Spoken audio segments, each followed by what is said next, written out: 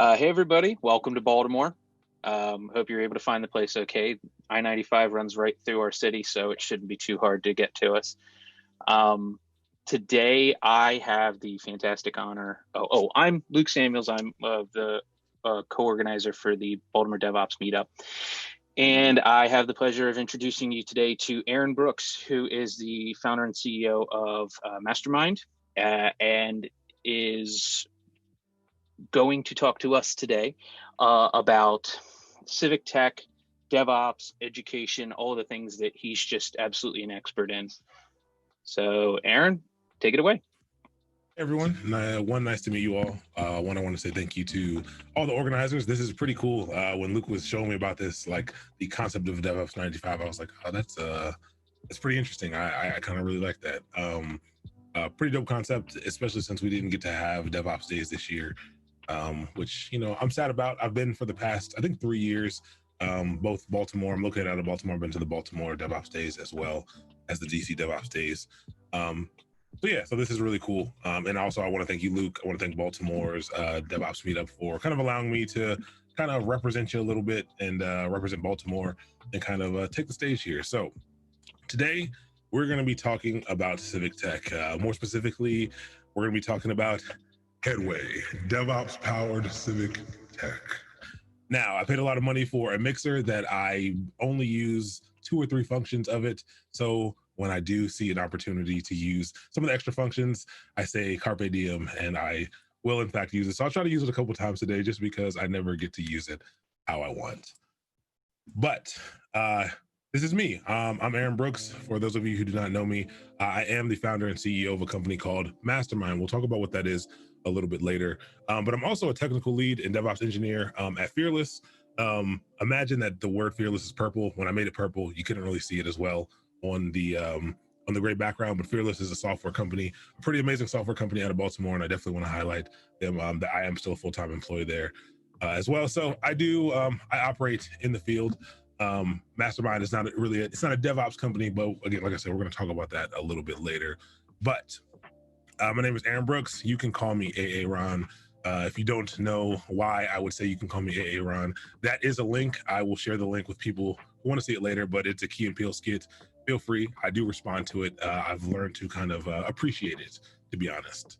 A little bit about me. I think when you start these talks, it feels like you're supposed to tell people a little bit about yourself, so we can see where we, mesh and maybe have some common ground. This is actually my first, surprising to say, this is actually my first ever conference talk, like official conference talk.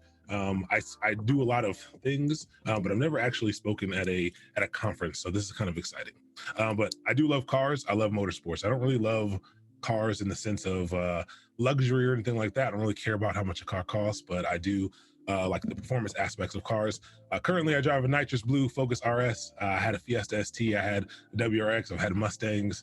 All kinds of things. I care about performance. I do track days and things like that. In the future, I'm really trying to, build up my funds so I can get a truck and a trailer and have a race car and go do as many track days as I can. But it is a very expensive hobby, and I have to convince my wife to allow me to. I'm an overly competitive but extremely average gamer. I really do like to game. Gaming is something that I've done my whole life. I don't get to do as much of it as I would like to, but I'm very competitive at it. But I'm pretty average. I'm not. There's some games where I'm average. Most games I'm bad, to be honest. But it's something fun that I like to do. I am an Android and Spotify user over iOS and Apple. I'll let you determine whether or not that means you're going to cut off the stream right now. But again, just a little bit. I think it tells you a little bit about me. I'm a beer fan. I do love stouts and porters. I'm trying to pull back off of drinking as much beer, especially during this time. I've been, staying away because I don't want to put on too much weight. And I do wish that I was a fighter pilot. People always ask you what you would be doing if you weren't doing what you're doing right now. And that would be a fighter pilot. I was told when I was 14 by a Navy recruiter that it would never happen, that I was already too large for the cockpit of a fighter jet. And I didn't believe them, and it broke my heart. but then I have actually had the opportunity to go sit in a fighter jet, and I am absolutely too large there for tiny people. And so, I'm okay with it now. And I think that's where my love for cars comes from. My love for motorsports, at least, comes from. I think it gives me some of that feeling that I think that I yearn for. But yeah, that's what I would be doing if I was physically able to do it. I'll be doing that. And you can reach out to me at Mastermind.io. There's no I in Mastermind. Mastermind.io on any social media platform, LinkedIn, Twitter, Facebook, whatever you want. That is where you can find me. And now that we've been officially introduced, let's get into Headway. So, number one, alignment, just so we're all on the same page. So, if I were to ask everyone in here right now what their definitions of DevOps were, we'd get, the number of answers that we would get would be equal to the length of the array of everyone inside of here. And so, one, I just want to make sure that we're on the same page, at least of what I'm talking about when I talk about DevOps, as well as what I'm talking about when I speak about Civic Tech. I also want to highlight that your time is important to me, so I'm not going to keep you here for very long. This is not a crazy in-depth thing. There's going to be time for questions for sure, to kind of have some discussions around this.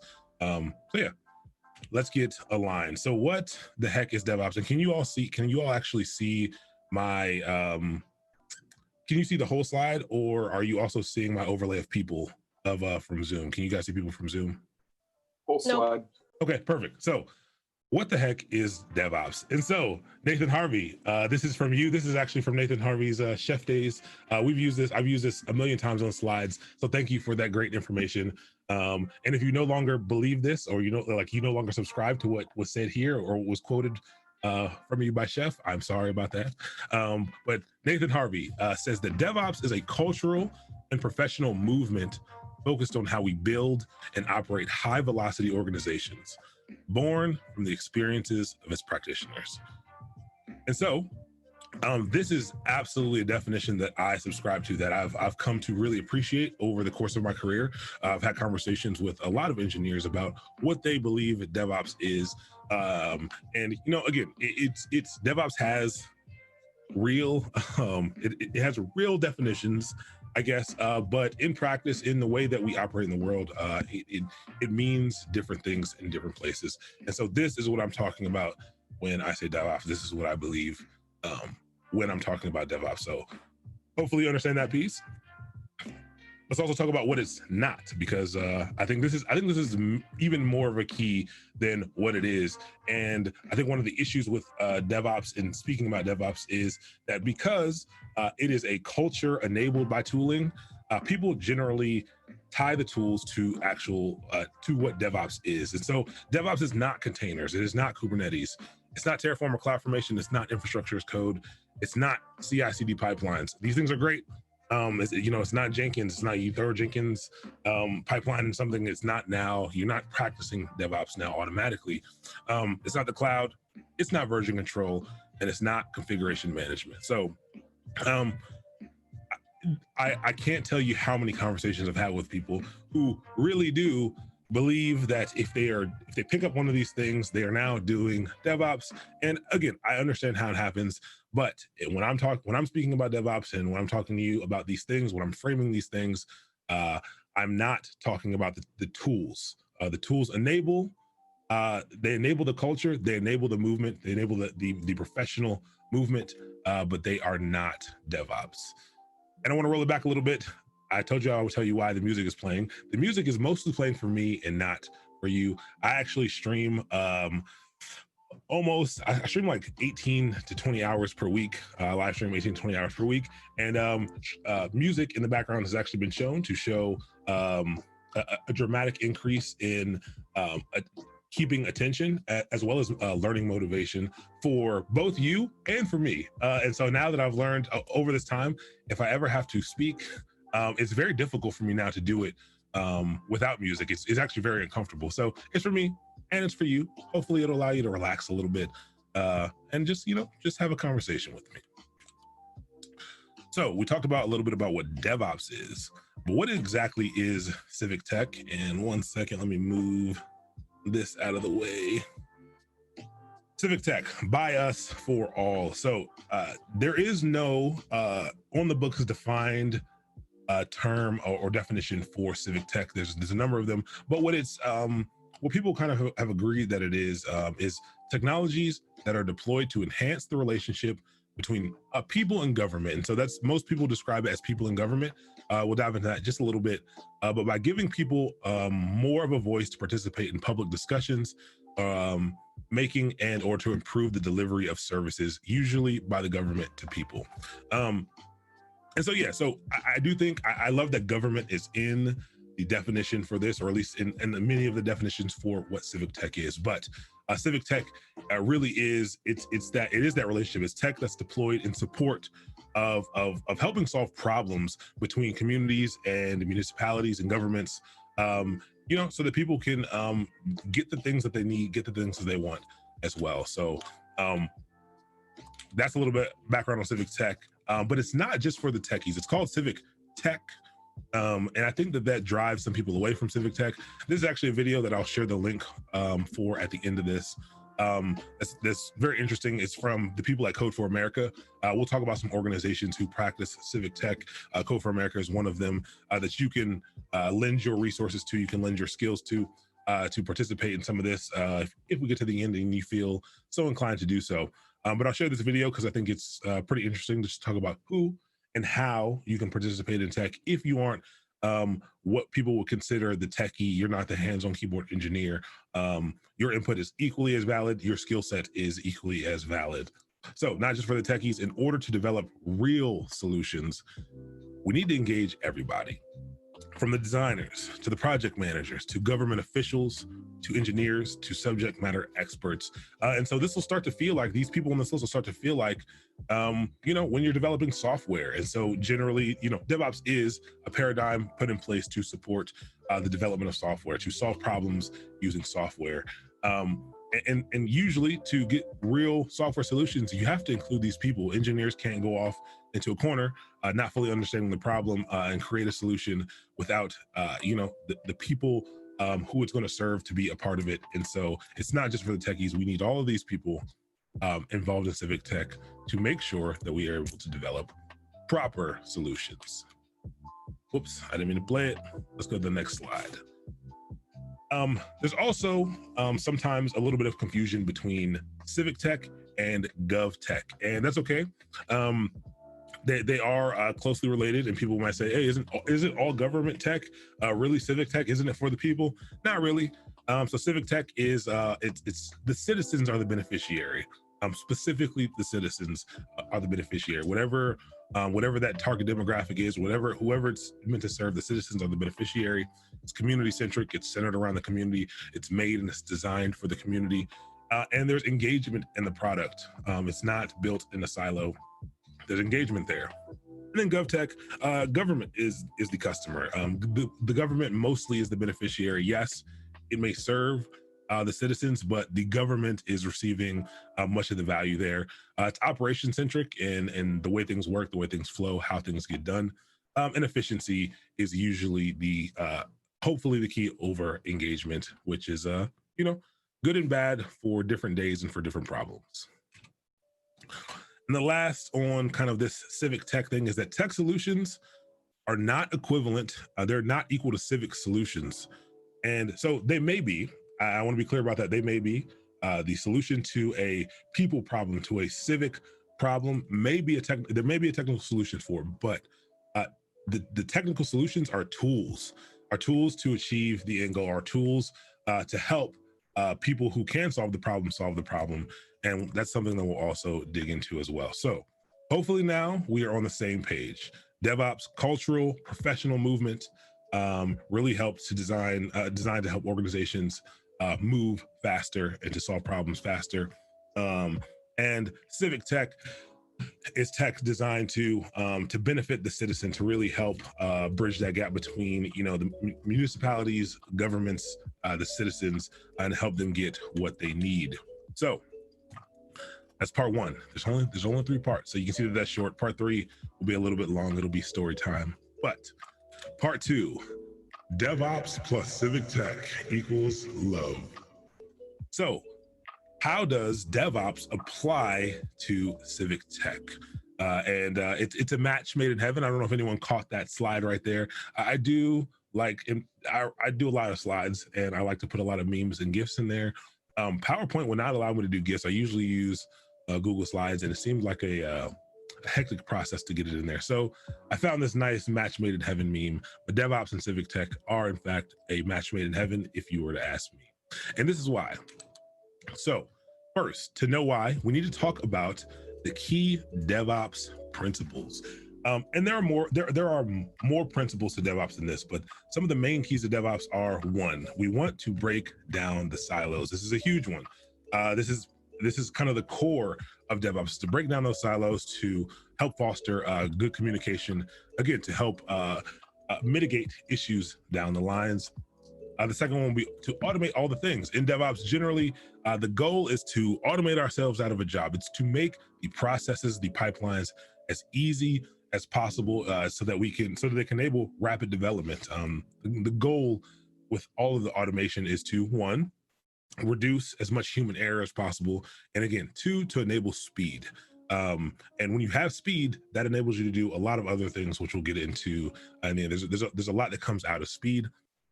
And then the last one is that failure is an opportunity to learn. I think these are the three biggest key DevOps principles that lend itself to Civic Tech, and that we can utilize as we are approaching Civic Tech. And that, people are often afraid to fail. We were taught our entire lives, there's a negative connotation behind failure. You either get in trouble for it, or there's some consequence to failure. DevOps done properly, not even done properly, DevOps done intentionally, can allow failure to absolutely be an opportunity to learn, and to ultimately lead you to a better solution in the end. And so these are the key principles that we're going to focus on today as we move. Okay, so those are the principles. Let's dive into each one of those. So silos, we want to get rid of the silos. In DevOps, we want to get rid of the silos. We absolutely want to do the same in Civic Tech, and we have to do the same in Civic Tech. So the barriers are real, but they're often fragile. And so what that means is the barriers between the different people who are able to solve the problem in software. The picture to the left is the dev and the ops problem that we all know, with the proverbial wall right in the middle. This image describes DevOps. This image is the DevOps image, and breaking down that wall in the middle. The devs write the code to solve the business problem. There's really another wall to the left of the dev over there, and there's business on the other side. And they say that Agile kind of breaks up that wall, but DevOps breaks up this wall here. And dev writes the code, throws it over the proverbial wall, and ops handles it. And if they have problems with it, they toss the grenade back over. And it's a adversarial environment, or it can be an adversarial environment. The goal of DevOps is to break down that, to get communication between dev and ops a lot better, to combine the processes of dev and ops a little bit, and to make sure that each of those sections is a part of the complete pipeline, that we're looking at the big picture here. And so we want to do the same here. So the solution for something always lies somewhere between those experiencing the problem and those who have the power to change things in that domain. And those are the barriers that we have to break. When we talked about earlier that the people who can that need to be a part of this are the government officials. They are the people who have the power to change legislature, to whether, and we don't even have to talk about the state level or anything like that. It could be in a company nearby who can keep their hours open 2 hours. Like, they can shift their hours from 8 to 5 to 9 to 6, because that would lend to help more people in the community, and things like that. So we've got to break down the barriers between those people. We have to include all of those people. One story I have about this is I think you have to break down you must break down the barriers, because without breaking down those barriers, you actually never truly understand the extent of the problem. I think we often approach things with solutions. I think that's what happens, when you're not operating in the DevOps thing. A dev will approach a systems problem, with with code, and maybe ops will do the same thing. They'll approach a problem maybe with the application by instead of addressing it at the core, they will modify their infrastructure to make things work accordingly. They'll put in a cron to restart the application every 20 minutes because there's a memory leak, and they know about that, before the time it breaks, I can restart it or something like that. And that happens in real life a lot. But to understand the true extent of the problem, you really have to get in the room with people and have these discussions and talk about these things. So when I first joined Fearless, we actually do something called passion meetings. And so I sat down with Delali, who's the CEO, and he asked me what I was passionate about. And I told him, hey, I really like tech. Tech has been a really powerful thing for me. And I'm really just passionate about showing other people, how to gain access to it, how to use it. And a couple of days later, he had me sitting in a room with, there were a couple of people from the city. There are people from NSA. There are people from Baltimore City Public Schools. About the NSA has summer programs for students, for high school students, where they get cleared. They get great work experience. You get that clearance. That can be a job for life. And so they were wondering why no kids from Baltimore City have been a part of the program in many years. And when you get in the room, you might think of, oh man, there's, maybe the school systems aren't great, so maybe the kids aren't qualified, maybe they don't know about it, maybe this and that. And you make all these assumptions about why something has happened.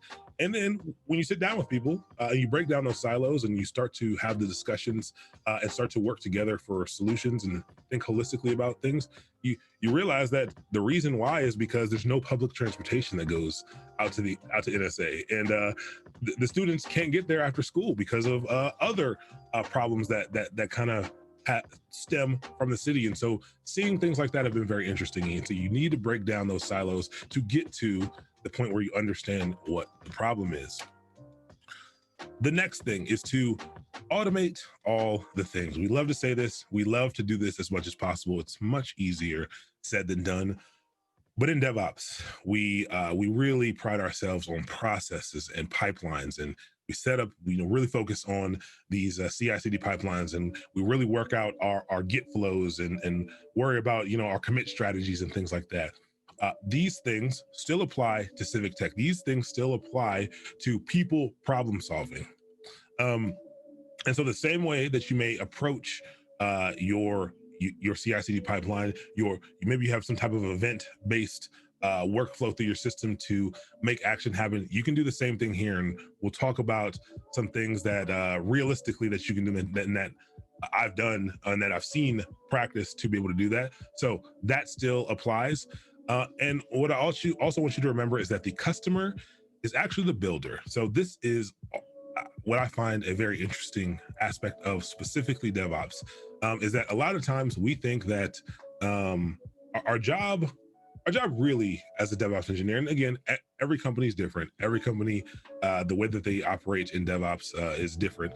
But what your real goal is in DevOps is not to create highly scalable, highly performant infrastructure, as many people will believe. What your real job is to create the processes, the pipelines, and the workflows to create tooling and to do what's necessary to enable your developers, to enable development, not even developers, but enable development as quickly, not even as quickly as possible, but as quickly as the organization wants to move. And that is what also needs to be applied here. So what you need to remember is that although your customer may be the end user and maybe the end user of your product, your customer is also the people developing the tools and the solutions. Your customer is the builder here. And so we need to empower the problem solvers. That is the goal. You build the tools to empower the problem solvers, and this is no different. And this is where this is kind of where the DevOps tooling paradigm comes in versus Civic Tech tooling. Yeah, the tech becomes the tools to enable people to build faster. So maybe one of the problems has to do with school lunches or something like that. And maybe you find out that the issue actually is the school's been running out of school lunch because they have no good way to inventory the system. And so the people who can really solve that problem, they need to be able to get that information. So maybe you're building a tool to give them that information and to better be able to track the things going out versus the things coming in or something like that. So the goal is to empower the problem solver, and that's what your focus and your goal should be in civic tech. It's not necessarily use tech to solve the problem. Help empower the people who can solve that. Again, all civic problems cannot be solved by tech solutions, and I think that's really important to know. And again, there's a lot of automation. You'd be surprised at the amount of automation that can be created for processes and things that exist outside of what you would consider the normal software development pipeline. And I'll show you some of that as well. And then the last one that we talked about here is that failure is an opportunity to learn. Very, very important. And I think that this principle of DevOps is one of the biggest and most important pieces of specifically civic tech. But the strongest steel is forged in the hottest fires. I think one of the problems of trying to solve community problems, trying to solve civic issues, are that people don't try until they feel they have a valid, complete solution that will make everyone happy. But sustainable solutions sustainable solutions to tough problems are almost never the first version. The first version is almost never the sustainable solution for tough problems.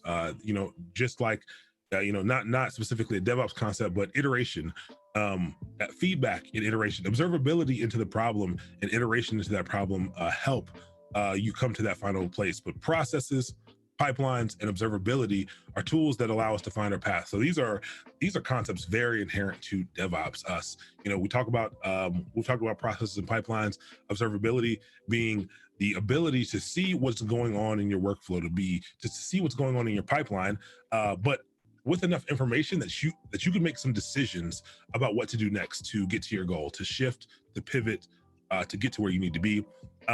And this is an extremely important part of civic tech.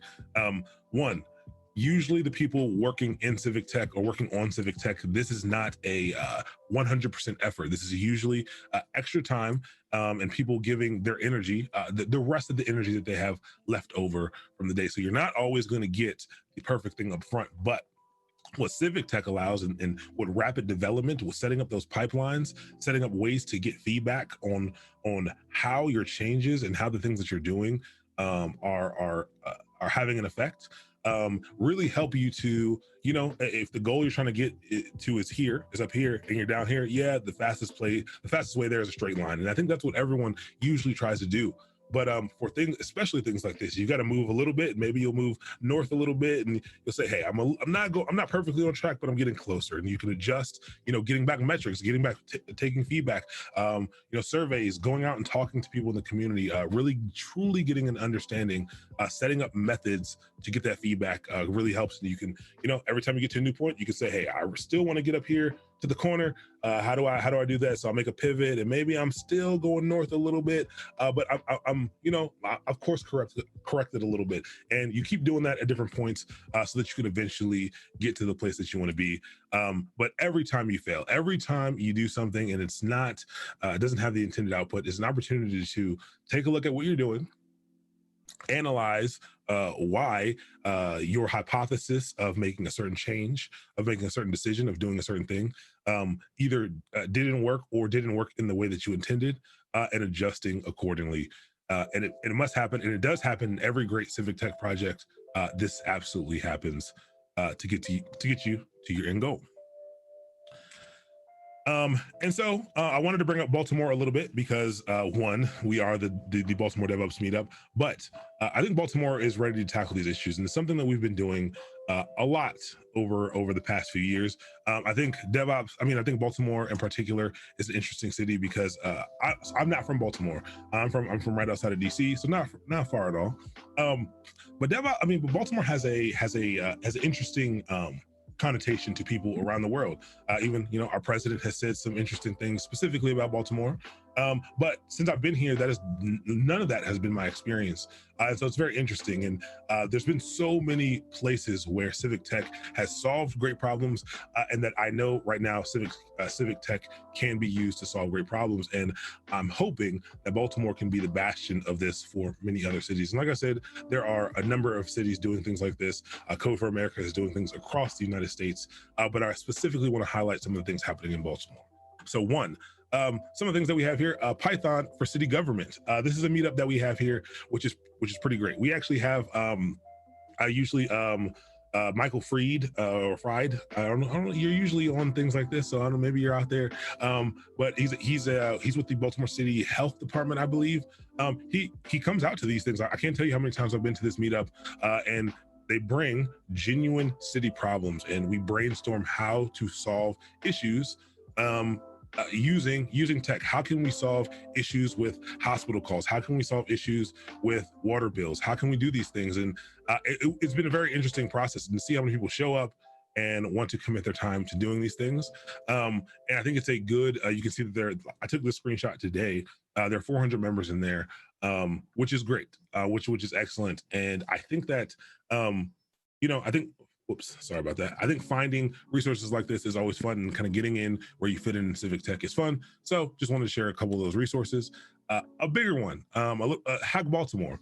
This is a pretty interesting effort that I'm actually really excited about. But Hack Baltimore is designed to be a citywide. It was supposed to be a citywide hackathon, really like a hack weekend, a big event to really talk about the city's problems, talk about real actual ways to solve problems, and to not just stop there, not to just hack and build solutions over the course of a couple days, but to sustain those things, to fund those things for a period of time so that these things could actually get solved. Very interesting effort. It's pretty amazing. There's a portal. And I think the site is hackbaltimore.io, but there's a portal here where people can go put in things that they think can be solved via Civic Tech. The software can provide tools to help them get to. And so what's been great about this is bigger than a website. This is bigger than an event. It involves incorporating key people in the city, key decision makers in the city, key decision makers in school boards, key decision makers in places, like I said in one of the earlier slides, that can make, that have the power to make some of these decisions, along with the people being affected by these things. And so it's been really interesting to see kind of the things that go up on here and how it's grown, because again, when you don't break down those silos, when you're in a bubble and you're thinking through, hey, what problems does Baltimore City have? And, I'm sure many of us can come up with a whole list of problems. It was interesting to compare my list to the things that were popping up and how they differed and how people framed them. And I don't know, it's just a really exciting effort to kind of see that. And more than ever, I think that, the core concept of breaking down silos, breaking down those walls and having the conversations can really help us get to some great solutions. And that's why I'm super excited about things like Hack Baltimore. Another thing is Hutch. This is something that I'm a part of. Hutch is a civic tech incubator, so an actual business incubator for civic tech companies, and it's been very interesting. I've been a part of this for a little over a year and a half, so all of 2019, and there's a second year which I'm participating in now, but it's a 12-month intensive program that gives entrepreneurs a blueprint for building successful digital service firms by empowering them with tools, mentorship, and peer support. They need to have a long-lasting impact. So this is part of the reason why I'm so passionate about Civic Tech. This is part of the reason why I'm talking to you today about Civic Tech. Yeah, I do DevOps. I love DevOps. I've been all the DevOps days. I could have talked about anything. We could have talked about tools all day. We just had a great presentation about Kubernetes, which was great. I think we're going to have another one after this about infrastructure as code. That stuff happens all the time. But I think that the tools are amazing. The tools enable DevOps. But the tools are only, I think their greatness is directly proportional to the magnitude of problems that they can solve. And I think the magnitude of problems that they can solve is pretty high, when people are trying to solve them, when there's structure around solving these things. And so Hutch is a great program. If you know anyone who is doing things Civic focused, who may want to turn that into a business, then you can check this out. I don't think their applications are open yet for next year, but they do accept new companies on a yearly basis. That's been pretty great. But because of all of those things, I want to give you a little story time. And I was going to make a bunch of slides for this, and then I decided not to. And we're kind of going to just free flow this. So I'm actually glad I'm sharing my screen here. We talked about Civic Tech, and we talked about the ways that it parallels, the solutioning of it kind of parallels a lot of the tools that we use in DevOps to kind of get to the endpoint. But what does that look like in real life? Like, it sounds good, but how does it work in real life, and what does it look like? And so I was actually debating. I was actually looking for a different avenue to kind of talk through these things. I was actually looking for a different case study, but I would love to share my experience with this. And so I told you that I'm in Hutch. I do run a program called Mastermind. I run a company called Mastermind. I'm the founder and CEO of a company called Mastermind, located right here in Baltimore. We're a civic tech company designed at really solving the problems that I believe exist in the technical talent pipeline. I think we have I think the technical talent pipeline is weak here. I think there are a lot of barriers keeping people out of tech. I think there's a lot of barriers keeping people out of companies. And so that's why I started it. The goal was, I said I was really passionate about getting kids or anyone really access to tech engineering education. And so this kind of was born out of an experiment. So here in Baltimore, I helped host and run a meetup called the Baltimore Black Techies. And so there are a lot of things like this around the city. There are a lot of efforts like this around the city that are paralleling civic tech, where we got to get in a room with people who didn't have access to a lot of tech education and really wanted to learn and just wanted to be around people who look like them. And so I thought that was a great place for me to share what I was passionate about. And, after work, I would go there. They met weekly, and I would meet every Thursday, and we talk and we have some fun. And this was before everything started, before Mastermind, before Hutch. And we'd learn a little bit about tech, and we start to put on some classes, and we say, hey, we've been talking through some things, but let's put some structure around this, because people really want to learn. People want access to these things. And I think sometimes in your bubble, in your silo, you start to feel like, hey, I know that I can go on YouTube and I can learn whatever I want in tech. And it seems like anyone else could do that. And you might start to feel that way. And I think I started to feel that way. It's like, man, there's a million courses that people can take for free. Everyone can just go do these things. But when you started to sit down and you started to talk to people who thought this was a problem, who thought not only was tech very intimidating, but they claimed they did not have the same access to it that everyone else did, you sit down and you see the problems. You see that, one, you need a computer. You need a computer to do these things. You need reasonable internet to watch a long enough video to be able to do these things. And maybe when people were coming to this meetup, that was the only place that they could do it sometimes, because that's where the internet was fast enough. We were actually doing this at Impact Hub in Baltimore. And so that kind of grew. So we started to do some things, and then we found some ways to do some things online to where it was accessible to most of the people in the group. As the group kind of grew, we wanted to scale a little bit. And then that became the problem. What is the problem? You're trying to solve a problem, and it was scaling access in tech. We found that we were helping people, but we were helping such a small amount of people in such a large amount of time. And we were like, there's got to be a way to scale this. And so my civic tech project, my company is a civic tech project, and the goal was to scale access. And so I run a company called Mastermind. Again, I'm gonna keep dropping it just because it's something that I'm proud of. But again, it's just to talk about my experiment here. And so what we started to do is say, hey, the internet is a great place to learn. People are utilizing it, but if it's such a great place to learn, why are there 2,000 courses that you can purchase for JavaScript?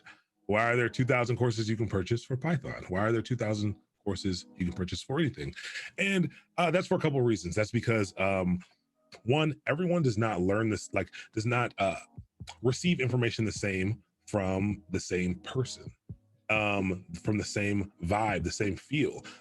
Also, those courses cost different amounts of money. They're in different places that are that haven't been accessible to other people. They're in different platforms. And so we started to learn that, yeah, like it's the raw access isn't the problem here. The raw access to the information is not the problem.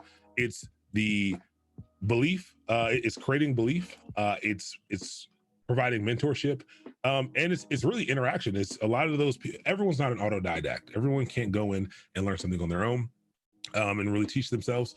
And some people need some more structure around that. But if you want to do that, you say you can go to school, but schools are very expensive. Boot camps are $16,000 a year. I was very interested to see how much they cost. And you know, you can go to them for free, but then they'll take your money for 2 years. And I don't think there's anything wrong with that. But that is still inaccessible for a lot of people. Some people can't not work for 3 months of their life. They can afford to not work for 3 months of their life. So when you have a problem, when you start to see a problem and you want to solve it, what do? You start to once you know what the problem is, you start to build a solution. And so what we did is we started to do things online, and we started to do things to interact with people, you know, through YouTube, through Google Hangouts, and through Google Classroom. And so that was our first iteration of kind of seeing what you could do when you could create a structure around learning online, but in a way that was accessible to most. It didn't feel like school for people. And so that was kind of the first run, and we did that in 8 to 10 people, and it was great and it was fun. And this was, again, before the business started. But then someone comes to you and says, this is great. This has solved my issue for getting into tech. This has given me enough to move forward. I would like for you to help these people now. And those people are presented to you with a whole bevy of different problems, of different things. And so this is where the concepts of DevOps come in, where you need to start to set up the pipelines and the structure and the process to solving this problem. Yes, we use tech, we use the internet, we used these platforms like Google Classroom to be able to share information, but that didn't solve the problem. It helped us, but it didn't solve the problem. And so we started to provide, take that feedback in. We actually put out surveys and things like that to get some metrics back. And we ran another a crew. We ran another little cohort of people to kind of get our feelers there, and that went well for a lot of people. But then it didn't go well for another subset of people in there, and we changed a lot. And we saw that a lot that we did the first time that we didn't do the second time was really good. And again, this is something that happens in DevOps all the time. It's you make a change, you watch it happen, it goes out, it seems like it's going to be a great change. You don't account for a number of things. You don't account for a process that you forgot was running that really interacts with the thing that you just deployed and causes tons of problems. And being able to rapidly get that feedback, be able to quickly incorporate that into what you're doing, having the automated processes set up. So we did things where we were automatically sending out, entire sets of structured material. We set up spaces where people could automatically go get access to certain things in certain places. It allowed for people, not just me. I had people helping me out. It allowed for us to at least work on mentally solving the problem, rather than doing the little pieces we needed to kind of implement each of those solutions. It allowed us to focus on what the solution was. And so since then we've grown from maybe 8 to 10 people to now over 100 people of consistent access to the courses that we run. And so we do run these things on Twitch with Google Classroom, with GitHub Classroom, we have slides, we have code available for people at any given time. But the goal of this experiment is not to help people learn how to code. It is, I am passionate about providing technical education access to people. But the goal was really to see how you could take a civic tech problem, which was scaling access, not just to technical education, but access to anything, period. And how you could go through and you could iterate on the process, how you could apply what you've learned throughout your years of managing distributed systems and apply that to solving a problem of the needs of many. I can't tell you how many people have come to me from Brazil, from Africa, saying that this is something that's great, and asking how they can use this framework to apply it to a different topic. And so all that is, again, is just to say that you can use the things that you've learned here, that you're learning here about Kubernetes, the things that you're learning later about infrastructure as code, and you can take those and you can apply those things actively to civic problems, to issues that affect the people around you. And you can take all of the processes, you can take all of the things that you learn through there, and you can use those to really create robust solutions for the people you care about. And that's it. That's all I have for today. Hopefully you, I think there's a thank you slide. I hope you all appreciated that. I hope you learned a little bit about, the core concepts of DevOps, as well as some of the core concepts of Civic Tech. I hope you're also thinking a little bit about how you can use your skills, your greatness to help the people around you to really make change in the places that you live or that you care about. And if you want to reach out to me, if you have any questions, feel free to ask or reach out to me at Mastermind.io.